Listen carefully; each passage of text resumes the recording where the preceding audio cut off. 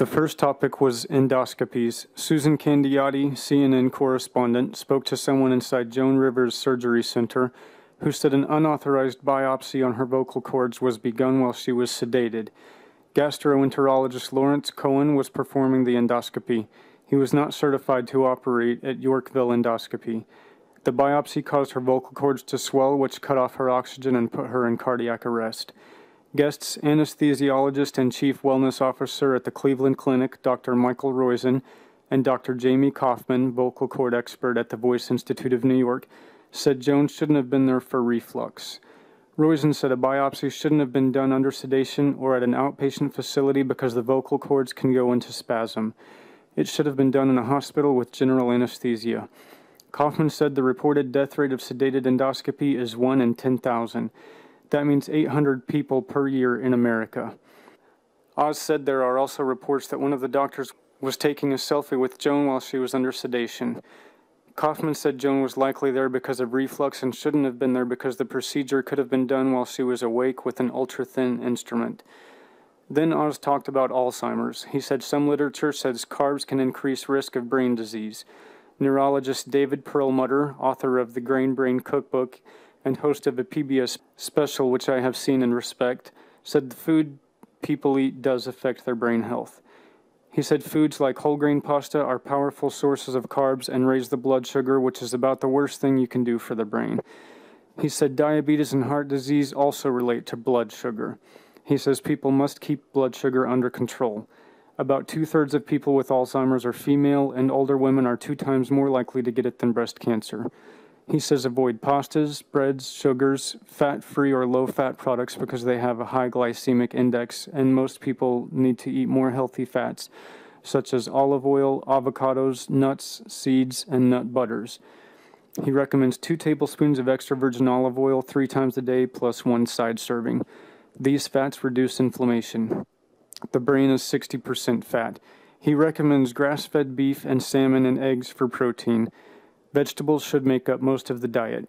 People should have 3 to 4 ounces of meat at every meal. He said eggs have 0 glycemic index and they have cholesterol, which is good for the brain. He said we also need proteins from Greek yogurt, sauerkraut, kimchi, or other fermented foods because they convert sugars into good bacteria, and the brain is very responsive to the levels of good bacteria in the gut. He said you can test yogurt by putting a tablespoon in a warm bowl of milk, don't boil it, and as it cools down, put the yogurt in the milk, leave it out overnight, not in the fridge, and the milk should look more curdled in the morning. If it doesn't, there isn't enough probiotics.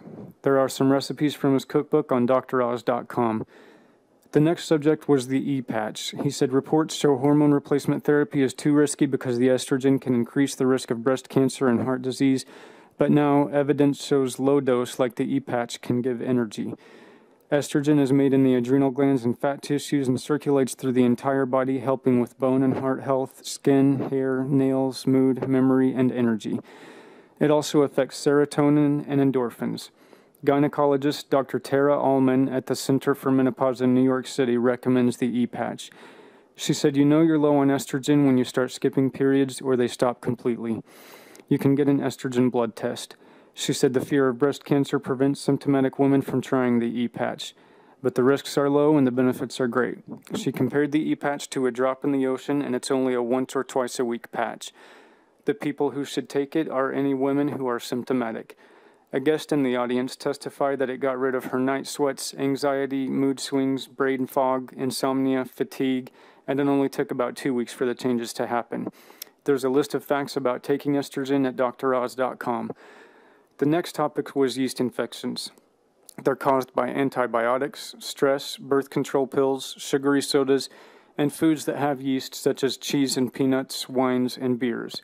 He said to wear loose clothes like cotton underwear that wicks and breathes. He said yogurt is okay, but to also eat probiotic-rich foods such as sauerkraut, kimchi, and miso soup.